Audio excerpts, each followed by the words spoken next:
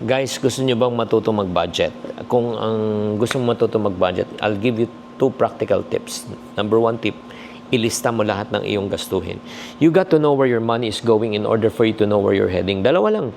Ang direksyon na pupuntahan natin, financial freedom or financial disaster. Tama? Kung may pera ka, may pera. Kung wala, wala. That's number 1. Number 2, very important po, na kailangan ma-identify mo sa mga expenses mo on a monthly. Ano dito ang needs? Ano dito yung wants? Ang needs, mga pangailangan, something you cannot live without. Wants, something you can live without. Eating out, you can live without. Traveling, you can live without. Kung hindi mo kaya. Kung kaya mo, fine. Kung hindi mo kaya, wala muna. So, pangtanong ng mga tao, paano ko naman ayusin yung budget ko?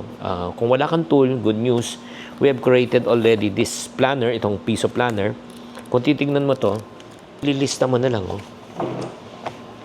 income minus savings equivalent to expense, tapos lahat ng gastusin mo nandito na.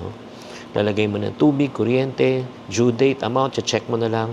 Tapos ang good news, you can use this planner, no? Ano to, open-ended date 2025, 2026. Pwede mong panggamitin to up to next year. So hindi pa huli lahat na kung gusto mong matuto mag-budget, kahit na nasa mid of the year pa rin tayo, continue lang. Ang importante, mag-umpisa ka.